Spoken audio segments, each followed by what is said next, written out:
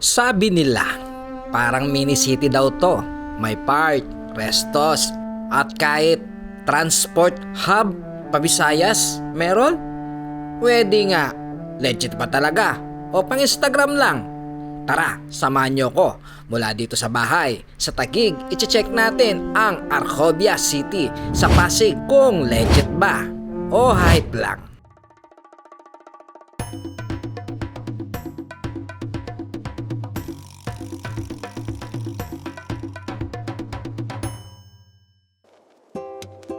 May bagong tambayan daw sa Pasig na parang mini BGC. Tara, alamin natin, legit nga ba o hype lang? Hindi na kailangan bongga ang gala. Basta may lakad, may kwento. Siyempre, magmula dito sa bahay sa Barangay Rizal Taguig, gaya ng mga nakaraan na vlog ko, magkukommute tayo papuntang Arcobia City. Walang arte, simple lang, legit outfit, compay shoes, kasi lakaran talaga mamaya. Tips sa paggala, wag OA sa dala. Essential lang, wallet, tubig, at syempre, itong camera.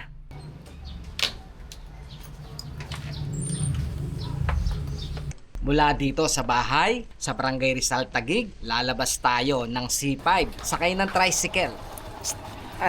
Stop house.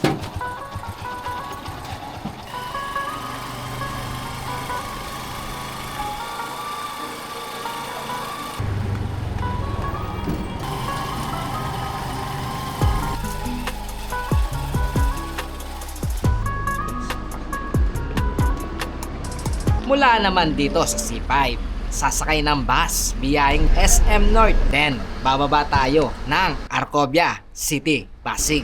FYI, ang Arcobia City ay development ng Mega World Corporation. Kilala sila sa paggawa ng mixed-use township. Andito na tayo sa Arcobia City. Unang tingin pa lang, parang ibang bansa ang vibes.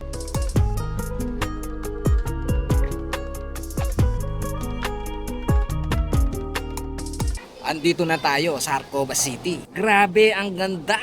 Para kang nasa ibang bansa. Perfect pang IG. Alam nyo ba, kilala ang Arcobia sa iconic nitong golden statue na inspired sa European design. Kaya parang mini travel spot sa gitna ng Pasig. Grabe, ayan o, ang ganda.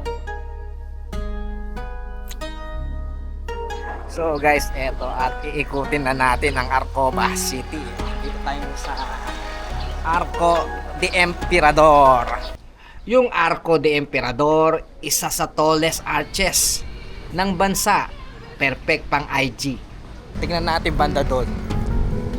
Lakad-lakarin natin. Ayan.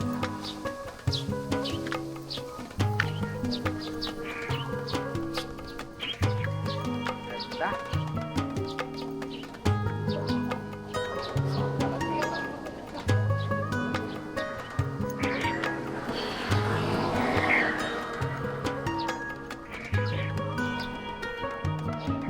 Alam nyo ba, meron pala ditong transport hub. Mga bus na bumibiyahe ng Bisaya area. Tara, tingnan natin kung saan mga biyahe ng mga bus.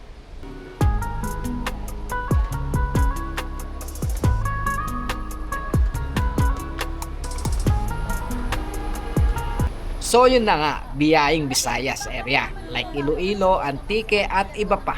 May terminal pala dito, may bus, may UB Express, jeep, yung mga bus pa biyaheng Iloilo, Antique. Tapos doon yung kuhanan ng ticket sa may dulo. Lakad-lakad pa tayo dito. Chill lang dito, hindi masyadong crowded, perfect pang date o solo muni-muni. Tara, ikutin natin kung ano pang meron dito.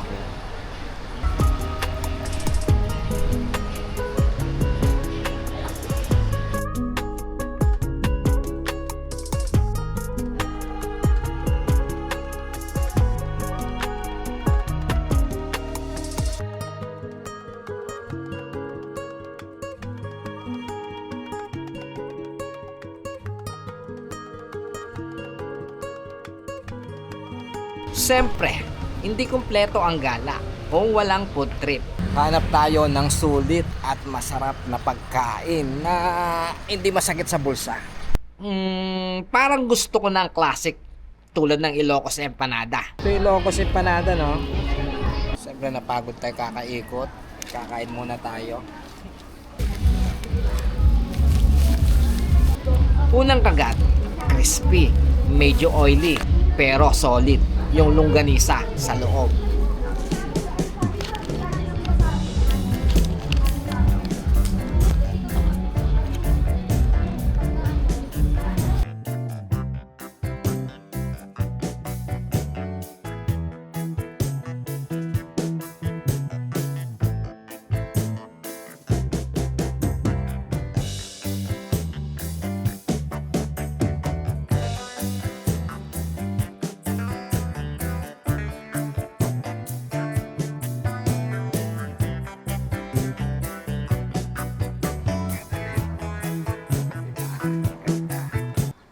Kung trip nyo na tahimik na gala, okay dito. Hindi siya kasing hectic ng ibang mall. Kung hanap mo chill, aesthetic at food trip, legit siya. Pero kung sobrang daming activities ang hanap mo, medyo limited pa.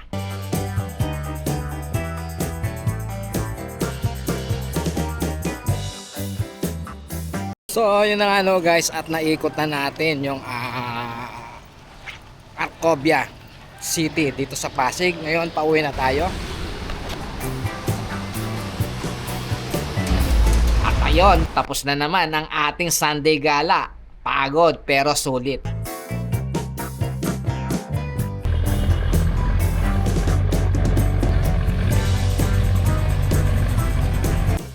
Kung nag-enjoy kayo, like, comment, at subscribe lang. Saan naman tayo next? Sunday Gala, lakad lang, walang arte, pero may kwento. Kita-kits sa next gala. Bye-bye!